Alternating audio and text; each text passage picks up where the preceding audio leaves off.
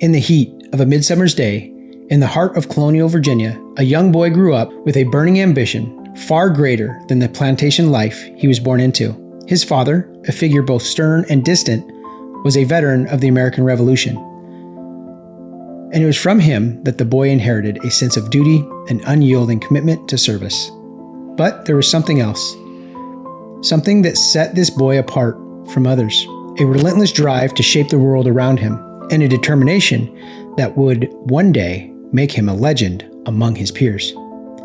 As a young man, he entered the Marine Corps at the age of 21, in a time when this fledgling branch of service was still in its early stages.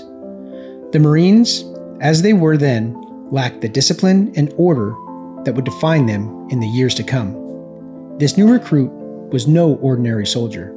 His eyes were sharp, his posture upright, and his heart beat with the rhythm of a man determined to make history. But history wasn't simply handed to him. It would take years of struggle, heartbreak, and tireless effort to reshape the Corps into the fearsome force it has become.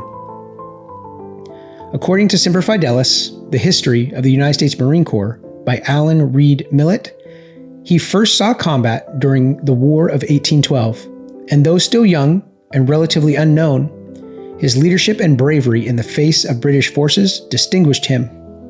In battle, he carried himself like an immovable mountain, a stoic presence that his men came to rely on. His words, always few but powerful, inspired the Marines to hold their ground. But it wasn't only for his resolve in the Marine Corps that earned him his respect. It was the loyalty to the men who served under him. To him, they weren't just soldiers. They were his brothers. "I shall not desert my post," he once declared. It wasn't just a statement about any particular battle. This was a motto for life, a guiding star that would lead him through countless challenges, personal and professional. Years passed, and his stature grew within the Marine Corps. But so did his burdens. In 1820, fate handed him an opportunity that would forever cement his legacy. He was appointed as Commandant of the Marine Corps. But the Corps he inherited was far from the elite force he had envisioned. It was a scattered group, underfunded and poorly organized, with low morale. Yet he did not flinch from this challenge. He faced entrenched bureaucracy, opposition from senior leadership, and a government that often overlooked the importance of the Marines. But he had a vision, and his iron will, coupled with unwavering perseverance, was the catalyst that would change everything. As described by Edwin H. Simmons in The United States Marines, A History, he pushed forward reforms that some believed impossible. Discipline became the cornerstone of the Corps. Under his watchful eye, training regiments became more rigorous and uniform standards more defined. A Marine, he often told his men, must embody the values of courage, honor, and commitment. Anything less, and they were not worthy of the name. He spent 4 decades cultivating these values within the Corps, transforming it from a disorganized band of fighters to a well-disciplined, highly respected force that it is today. The personal toll of such dedication was great. He sacrificed much in terms of his personal life, having no wife or children to distract him from his one true love, the Marine Corps. His home became the barracks, his family, the men that he led. There were times of deep loneliness, nights when the sounds of marching boots and the clanging of sabers were the only companions that he knew. But this sacrifice, to him, was worth it. He understood, to build something great, one must often pay a great price. During his time as Commandant, he oversaw the Marines' involvement in several significant conflicts, including the Seminole Wars, the Mexican-American Wars, and the suppression of piracy in the West Indies. His leadership in these missions was vital. But more than that, this was his commitment to the institution itself that became his hallmark. It was said that his very presence instilled confidence in his men. Knowing he was with them made them believe they could achieve the impossible. In 1846, an old man, still clad in his Marine Corps blues, he faced one final challenge. Congress proposed reducing the Marine Corps, questioning its necessity in the modern world. Furious, the old soldier made his way to Capitol Hill to defend his beloved Corps. With a commanding voice that could silence even the most hardened politicians, he delivered a speech that would echo through history, defending the Marine Corps' honor and future. His efforts saved the Marines from disbanding, ensuring their continued role in the United States military. For 53 years, this man stood as the Commandant of the Marine Corps, a tenure so long that he became known as the Grand Old Man of the Marine Corps. His legacy lives on in every Marine who dons the uniform today. The structure, discipline, and values he instilled remain the backbone of the Corps. The man who reshaped the Marine Corps into one of the most elite fighting forces in the world was none other than Archibald Henderson. His story is one of unwavering commitment, of facing down challenges others would have deemed insurmountable, and of dedicating his life to a cause greater than himself. His legacy reminds us that with enough determination, even one man can change the course of history. Welcome to the Mental Health Janitors, where we help you clean up the mess in your head.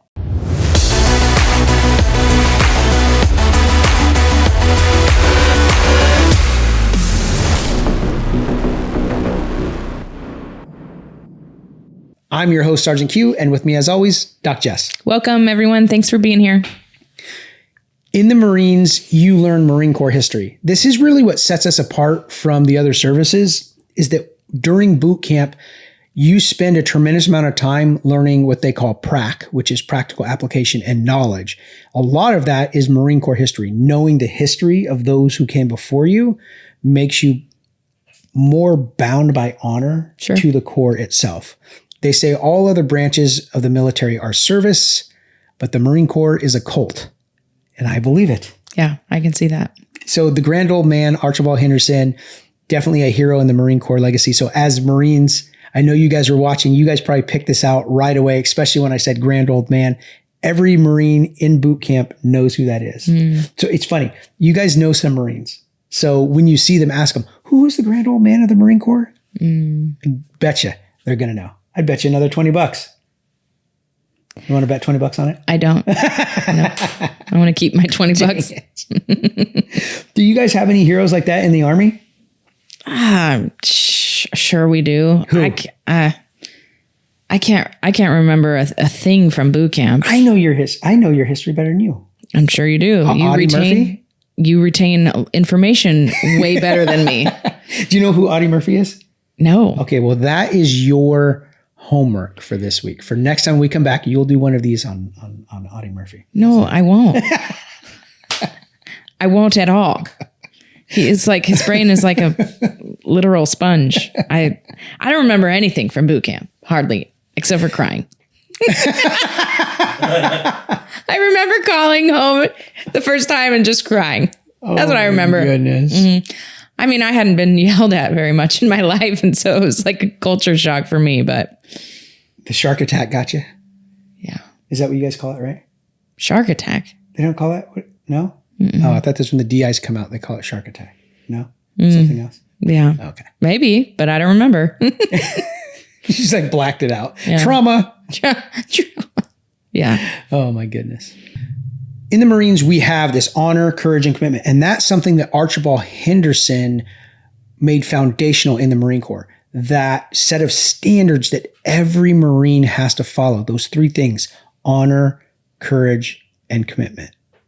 And so that is still foundational even today. Those are the three pillars. And when we got out of boot camp, I'll never forget, I don't know if they do this anymore. They even gave us this little card that went in your wallet that showed honor, courage, and commitment, and then what they were. Yeah, we had our 7 Army Corps values. What are they? Card. I know selfless service, loyalty, personal courage. I remember 3. That's better than 0. Sure. Yeah. So we had these 3 core pillars, but then we also had these, I want to say it was like 12 or 14 key principles that every Marine must embody. And how they make you remember this, acronyms, of course. JJ did tie buckle. So every Marine's just like, oh my gosh, justice, judgment, integrity, right? You just go down the list of all of these. But that is foundational. It's a set of values that you hold to yourself. And when we look through history, a lot of fighting forces had this. The Spartans and their agoge, they had that with their phalanx, the discipline, what it took to be part of this elite fighting force. And then when we look, even in scripture, we are given a list of principles that we're supposed to follow. They're called the 10 Commandments, and that we're supposed to try to live these out and embody them. It's the law, the word, whatever you want to call it. They're basically a set of principles that God gave to the Israelites. This is how you need to live out your life. So why are we talking about this today? Well, because if you don't have some foundational values that you set your life upon that keep you from wavering to the left and to the right, then you're just going to be out there wandering around with no real goals, no real direction. And it's easy to get you thrown off course if you don't have these foundational pillars in your life. So think about that right now. So what are some things right now that you just will not compromise on? What is that for you? And so as we go through today, we're going to share some of ours with you. And I want you to be thinking about what are these for you? And we're going to go through an exercise that'll help you be able to put these into practice every single day. Yeah. Exciting. I don't know what I'm saying.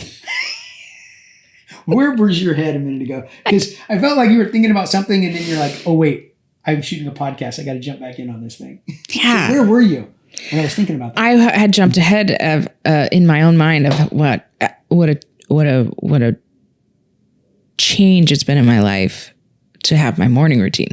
Oh, yeah. And so I was like, no, we're not ready to go there yet. But that's getting ahead. Okay. I thought you were thinking about foundational principle. Okay. So what are some of those foundational principles for you, Jess? Just a couple of them off the top of your head. One of my foundational principles is found in scripture. Love the Lord your God with all your heart, mind, soul, and strength. And equally as important, love your neighbor as yourself. And so with all of that, that covers a multitude of foundational ethos and values in my life. That's another good word. I teach this in business, that have an ethos for your business. Yeah. And so once you really digest that and know what that means, it fills your cup and overflows to every other area of your life. And so that real foundation of like, I live for an audience of one. I think that would be it for me, is learning to live for an audience of one. In my relationships, how do I honor God? In my business, how do I honor God? How do I show the Lord that I love him with all my heart, soul, strength? With all my heart, soul, mind, and strength.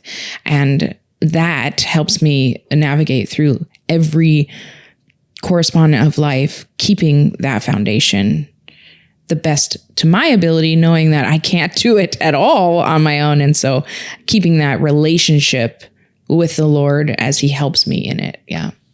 Yeah. I like these core pillars, these core foundations. For me, I built my own, which it came out of a really dark place for me where my business was going bankrupt because I had hired the wrong people. I allowed people with low moral character to work in my company, and it caused all kinds of turmoil for me. And so I came up with 3 rules for my life, and I share them with people all the time. It's to be honorable in all things.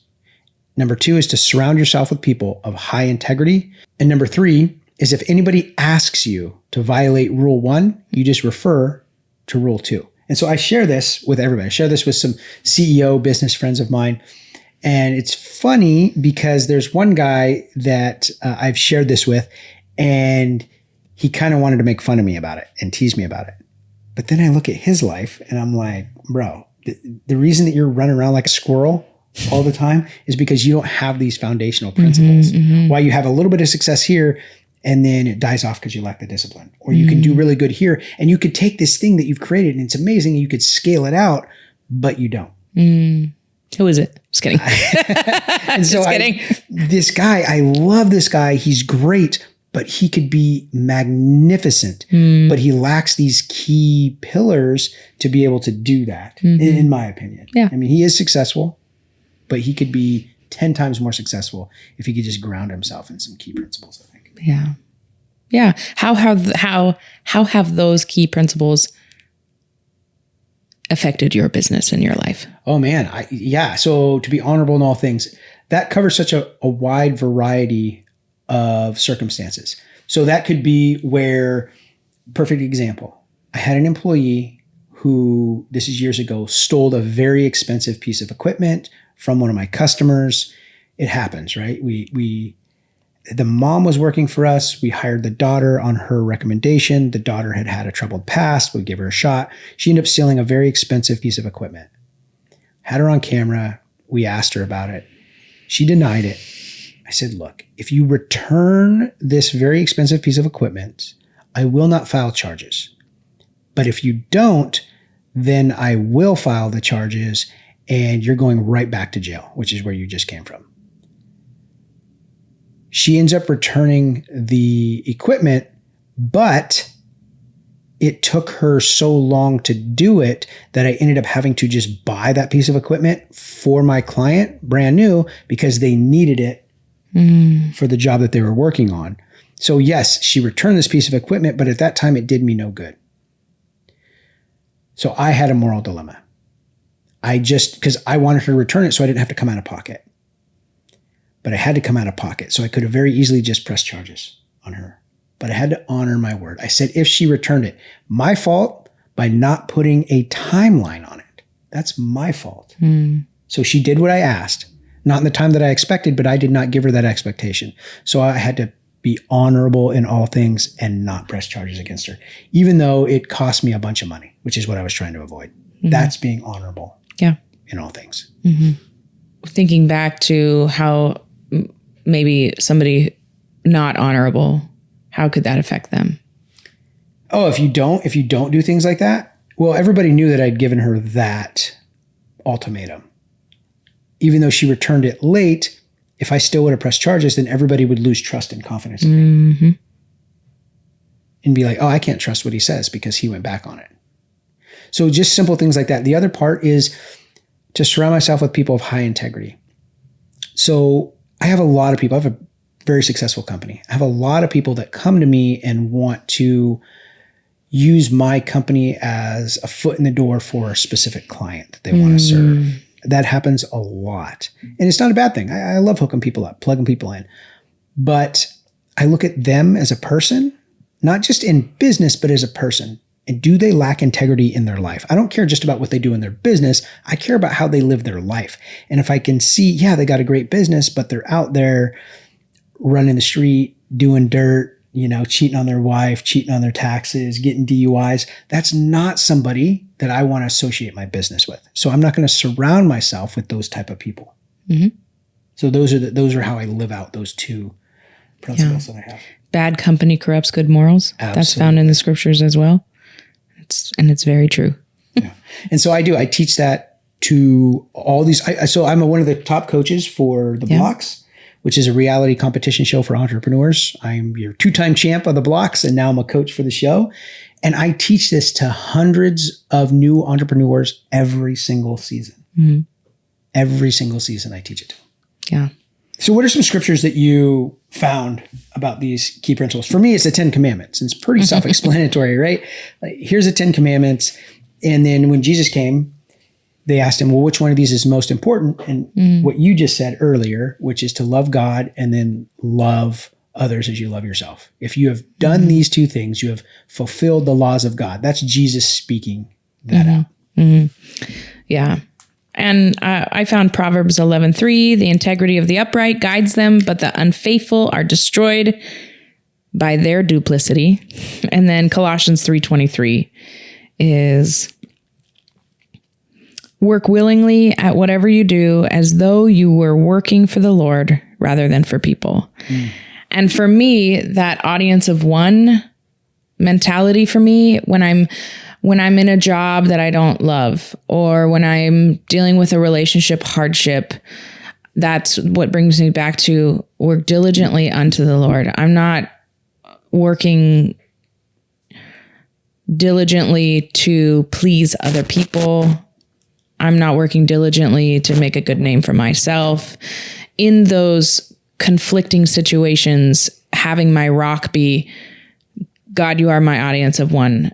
what do I do to please you in this moment has helped, like, talk about an integrity. Living that has really helped me be a better wife, be a better mother, be a better deacon, be a better counselor. In so many areas of my life, it's helped me from, taking, because people are going to hurt you in life. People are going to let you down. We're all human.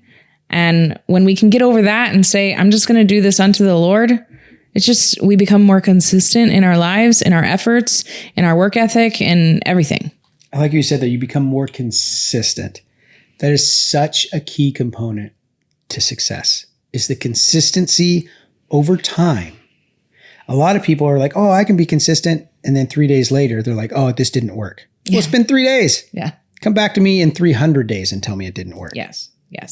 Yeah, that's really good. And one of the things, like if we're talking about your business coaching as my business coach, one of these standards that you've helped me set that we're going to talk about today for our tool is that morning routine. Oh yeah. Such a big pillar. That morning routine on so many, we could probably talk for 2 hours just about the morning routine. Yeah. And I actually do when I teach. I bet you do. So the morning routine, let me ask you this, Jess. When I first started talking to you about the morning routine, what were your first initial thoughts? Be honest. What was your first initial thoughts?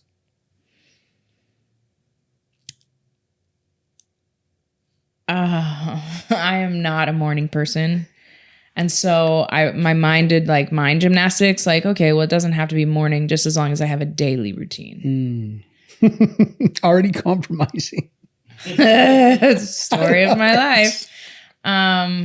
But then when you helped me scale it back to 20 minutes and you gave me the research on how those first 20 minutes of your day, you're like a sponge and you retain. And I was like, okay, 20 minutes I can do. And I just chose 3 things, That's 3 it. small things that I did every morning for 30 days.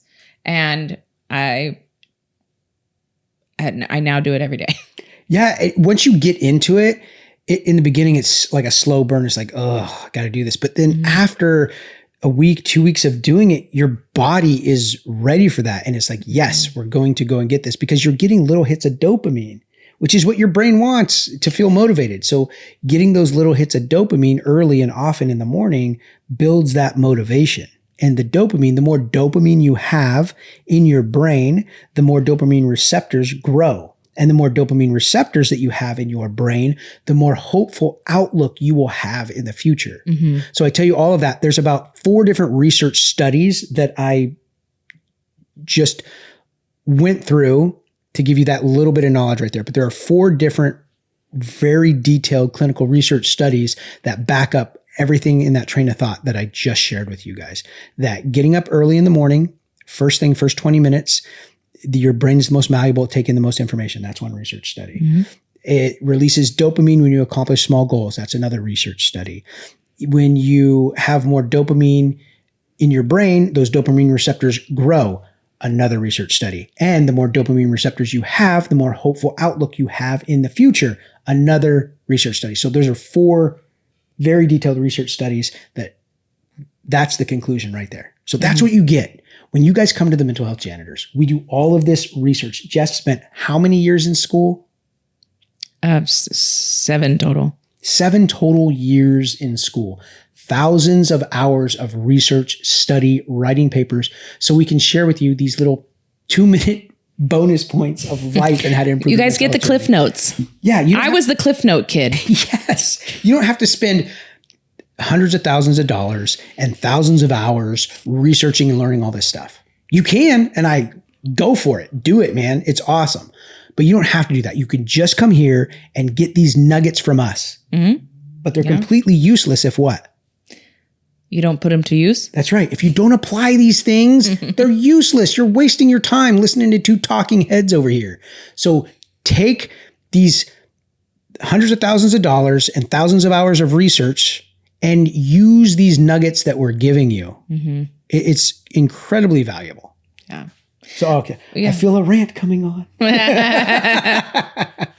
Casey's going to have to put that story of my life. I'm in my ranting phase now. Yes. Because been nice for a year. Like, hey guys, this stuff is helpful. Hey guys, you should. Now I'm just like, look, do it or get off my channel because you're wasting my time. No, probably edit that out. Our channel. Our channel. Yeah. So it's like, Just kidding. my rant phase is coming on now because I've spent a year being nice, trying to just coax you guys along. And now that playtime is over. Recess is over. Yeah, recess is over. It's time to do the freaking work. Do the work. Don't just listen to us, but apply these things to your life or just get off our channel. There's a sermon in there. Yeah, right. Tell you what, Pastor Matt got me fired up this last weekend. And I'm like, you know what? I'm done. I'm done just trying to coax people along. Yeah. It's like either get on the bus or get off. Yeah. I teach this in business. So why am I not doing it here in the podcast? I don't know. I teach this. The CEO's job is to get the right people on the bus and the wrong people off the bus. So here's the line in the sand. Don't listen to this unless you're going to apply it. That's the line in the sand. Where our viewership is going to fall by like 40%. No. But you guys are, I'm in this ranting phase. Mm-hmm. Well, and it's interesting because so many counselors are, how do you? Burned out? Yeah. Yes. So many counselors are dropping their clientele to not accepting couples anymore. Oh, why is this? In the last year, I think 40% of counselors that were accepting couples as clients have closed their practice to couples. And it's because it is infuriating counseling most couples. And that's that rage you're feeling right now is the rage a lot of us couples counselors are feeling as everybody just wants to go there, show up, and you to fix their spouse because their mindset is it's my spouse's fault. Yeah. And it's just impossible to work with people like that. And it's exhausting. It's agonizing. And so couples counselors are like, nope, we're not even taking. So out of the 2 offices I work out of, it's me and one other counselor out of like 9. Wow. And it was 5 of us. So now it's only 2. And it's like, because people are not willing to put in the work, and it is extremely frustrating. That's a 60% in reduction. Yeah. That's a 60% reduction in available couples counselors. Wow. And that's just this last year. So we're going to talk a little bit about our tool today, which... Oh, wait. We forgot the cards. Oh, let's do the cards. It's a good time. The cards. Let's do the cards. You've been doing so good with the cards, which I knew you would, which is why I got you the present. It's actually, you got all of them a present. Let's be real. This is entertaining. They love it. Uh-oh, I don't like that face. When will the number of dead Facebook users surpass the number of living ones? Physically dead Facebook users. So what year did Facebook come out? Like early 2000s. So 20 minutes later. I don't think it will. It'll have to be like... Give me a number. Give me an amount of years that you think it would take. I'm going to say 1,000 years because unless you Facebook were closer. Dies. You were closer in your first guess. Was I? Mm-hmm. Is it 50 to 100 years? 50 years. 50 years? It could happen within the next 50 years, it says. It could happen because... Unless there's a culling, people will need to set up their own zombie bots to continue posting random stuff after they're gone to keep things interesting. So I was right at the initial one, but here's the thing. I guess I just have to see the current growth of Facebook because I was thinking of population growth. You don't have time. You don't have time to go and do this. I see the wheels turning. You do not have time. It's just a card in the box. Fine. I'm fine. I'm looking at birth rates versus death rates. Oh, gosh. I'm exhausting. Like in America, the birth rates are declining, but in every other country... Did he not get the hint? They're growing. And they all have access to Facebook. Oh, okay. All right. So some of the benefits of our morning routine, on top of what Q has explained with the story of him forcing me to have a morning routine, is stress reduction. Morning routines can lower cortisol levels, reducing stress and anxiety. And there's research by the Journal of Psychiatric Research for that. So it increases your productivity and focus. So according to the Harvard Business Review, goal setting is a really great way to enhance your productivity. Cognitive activities in the morning can improve problem solving skills. So journaling or like specifically a gratitude journal has been really incredible in research. Better physical health, obviously, if you throw in some exercise, can help. Healthy eating habits, having a morning routine that includes a nutritional breakfast can regulate your appetite, support healthier eating choices throughout the day, and also improves your sleep quality. So if you have a consistent wake up time and a regular morning routine, it helps your body get on your sleep wake cycle, also known as your circadian rhythm, right? And so the amount of people that have such terrible sleep habits or have had terrible sleep the majorities of their lives. If you think back, we've talked about it hundreds of years. When the sun goes down, people would wind down and go to sleep. When the sun rose, they got up and started their chores, right? Like their body was on a natural circadian rhythm. And now we have screens and we have light bulbs and we have so many things to distract us. Again, here we go. When I tell people you got to get good sleep hygiene and on a good circadian rhythm, they don't want to put in the work. They just want to take an Ambien and get their sleep and have it be the easy way. And it just doesn't work long-term like that. Here's what sucks about the Ambien is you don't dream properly.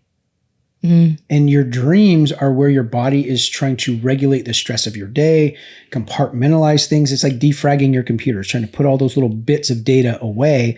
And when you take something like that for extended periods of time, it screws that system up. Ask me how I know. When I got off of that crap, I know everything changed. Like in the beginning, it was good because I needed it because I was going through therapy and I was just starting my journey. But they wanted to keep giving it to me. And I said, no, I got to get off of this stuff because my dreams are jacked up. Sometimes I was awake, but it felt like it was in a dream state. That is super weird. And dangerous. It's super dangerous. People drive on Ambien, all kinds of craziness. Yeah. So I had to get off of that and I'm so much better now. Yeah, me too. Ask me how I know. Also in the Journal of Applied Social Psychology, it's found that you get an increased sense of control and accomplishment for your day if you have a morning routine. Starting the day with that routine gives a sense of control and accomplishment, reducing procrastination. Yeah, sense of accomplishment because you just got 3 or 4 dopamine hits early in the morning, and that builds on itself. There was a book that came out said back in the 70s, I think. It said the hardest thing you do, in the day, do it first. It's called eat the frog first. It's terrible advice because you're not going to have the motivation to do that hard thing first thing in the morning. You've got to do these early small wins that lead up to you being able to accomplish a bigger goal. Yeah, that's good. Is that where they get Eat the Frog Fitness? I don't know about that. There's a place called Eat the Frog Fitness. I'm like, what the heck is that? I have no idea. But think about, you know what just came, the mental imagery that just came in because of the Olympics. And I used to love this when I was a kid, the long jump. You remember the long jump? I loved that. It was my favorite sport to do in the summer games that we would do at my school when I was a kid. Now, here's the thing that I looked at. When you look at long jumpers, they don't just run up and then take a jump, right? The ones that are really good, they have a couple hops before they take that big jump. And that gives them that incredible distance. They don't just stand at the edge and jump. They're not getting anywhere. They don't just run and then jump. No, they run and then they take a series of small hops and then lead into a much larger jump. That's what the pros do. Same thing with our morning routine. Getting those small little dopamine hits. That's a really good metaphor. I just thought of that. Yeah, I'm so proud of you. Working? I did my morning routine today. And it helped me solve problems right here. Yes. Live. Well, I guess recorded for you guys, but in the studio. Yeah. Liberty was really good at the long jump. And have you followed the cute couple where she won the gold medal and her husband has the 2 legs that are missing and he's in a different It sounds like a bad joke that you're starting off. Oh no, it's a really, really cute story of this couple. She just won the gold medal for the long jump, and he's got no legs. And he has no legs, but he competes in Paralympics. And but not the long jump. No. Okay. No. I was going to say, if that was the case, running long distance. Oh, does he have the blades? Is he a blade runner? Yes. Them dudes are ridiculous. We got to find a video and show him. If he was a long jumper, that would have been amazing. The blades. He's a runner. Yeah, the blades are crazy. Those things are so super fast. And it went viral because, the people are on him in the crowd, and he's like crying, and he's like, oh, "That's my baby!" And afterwards, she runs and jumps like 30 feet in the air, and it was really cool. You got to see. Okay, I got to show you the story. Okay. Anyways, and and that's just there's a lot of different ideas you can get, but I mean. What I started with, just to keep it simple. Yeah. What did you start with? I started with wake up, drink 16 ounces of water, take my morning supplements, and get outside and do 5 minutes of fresh air in the sunlight. Oh, that's it. That's what I started with. Yeah. 3 things: water, supplements, outside. And getting outside triggered that circadian rhythm. And getting up at the same time every day, right? That was part of the agreement. And getting outside in those first 5 minutes of being, so my first morning routine was less than 10 minutes. And then what I did was I built on top of that. So now I have a 10-step morning routine. Every morning you can catch me dry brushing. Have you heard of dry brushing? No. What is this? It's really good for your lymphatic system, dry brushing. I know what it is. I didn't know what it was called. That it's called something else too. Yeah, you would know that term. I can't think. I go to a very specific masseuse that does this. Oh, she does? Not that one. A different. Yeah, okay. But it looks like I got drugged behind a truck afterwards. Is that cupping? No, it's not cupping. No, they take this. It's like a rattan bamboo rod, and she does that, but she's basically breaking up all the cortisol and stuff that's in the lymphatic system. Yeah. My back and so shoulders. I have the dry brushes, and I brush. I've done the research, and I know somebody who does it. And when I was in my phase, is this an actual brush? It's a specific dry brush. Oh, okay. Yeah, and you brush towards your heart. So wherever you're brushing your lymphatic system towards your heart. And it's just so I do that every morning. And then every other morning I either do the sauna or I do the cold plunge in that routine. And I do my reading and my motivational video now and all the things. Grounding, I put my bare feet to the ground. So I've built from those 3 small things to about 10. Yeah, the motivational videos, I want to be a better public speaker. So that's what I focus on, and I listen to that. So for you guys, we've given you a ton of ideas of what we do.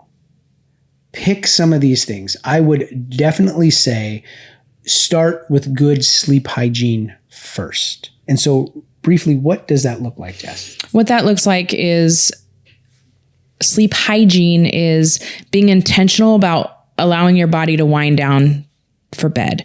So blue lights and electronics off at least an hour before bed. For me, good sleep hygiene in my family is what we do is I light a different candle about 2 hours before bed for a different smell. And that's triggering my body. And then we turn the lights. I try to turn the lights down a little bit. I'm going to pause you real quick. Yeah. So you are conditioning yourself through your sense of smell, which is phenomenal. I don't know if you did this on purpose or not, but the sense of smell is the one that's most closely related to memory. So now when you light this candle, it knows that it's time to wind down. You've conditioned your brain and body to do that. Mm-hmm. So now when you smell this, since it's the most closely related to memory, it's going to trigger that response in you so much faster. Mm-hmm. Brilliant. Yeah. I am pretty brilliant. And humble. Yeah, so I like to light, I have my citrus candle during the day that's like energizing, and then I have my lavender and manuka honey calendar for nighttime. Or when I'm super anxious, I light it too. So maybe it's not the greatest. I should get anyways. So I also turn the lights down. So we have a dimmer now in our house. I try to turn as many lights off as I can, but I'm afraid of the dark, so I can't turn them all off. And we have a cell phone basket and we turn our cell phones in as much as the summertime gets a little, I'm not perfect at this, guys. Okay. But that has helped in the past with my sleep hygiene. And I listen to a lot of audiobooks at night instead of scrolling on my phone, stuff like that. Yeah. So putting the electronics away is super important. They're not even by my bed anymore. They're across the room. So I can't get in bed and use my phone, and I cannot wake up and then roll over and scroll on my phone. I have to physically get out of bed, and then I've already started my day. That's been a really big thing for me with my sleep hygiene, is putting the phone away from being able to use it in bed. Yeah, that's really good. I wish we could do that. It's fantastic. It's been a game changer for me, for sure. Yeah. Well, and again, of course, I'm going to get on my soapbox as parents. Oh, yeah. Yeah. Stop letting your kids scroll until odd hours of the night. Stop. It's terrible for them. So I'm going to hammer you guys with this every single time, that we're giving you guys incredibly valuable information that we've spent a lot of time and money figuring out. And you guys just get the nuggets. It's like what we're doing is we are gold mining here, and we have pulled off all this overburden and spent thousands of dollars to get this raw gold. And then not only that, we've taken the raw gold and we smelted it down into little tiny bars that you guys can then use. But you got to use them. We're giving them to you. You have to use the things we're teaching you. Otherwise, you're wasting your time. And our job here is to do three things: to educate, empower, and encourage you on your mental health journey. And as always, please, you guys, like and subscribe to the channel. Comment on what you like, what you don't like, what you want more of, what you want less of. Yeah, you want more Q rants? You're getting them. If you don't want them, then you're getting them anyway, or you're leaving the channel. Don't forget, September 21st, we're doing our live event. So if you want to be part of that, come check it out. 9:00, Faith and Victory Church on the 21st. Be part of our live audience. First time we're doing it. Some cool giveaways that are going to be there. You'll be part of our pre-show. For the Mental Health Janitors, I'm Sergeant Q. I'm Doc Jess. And we're out.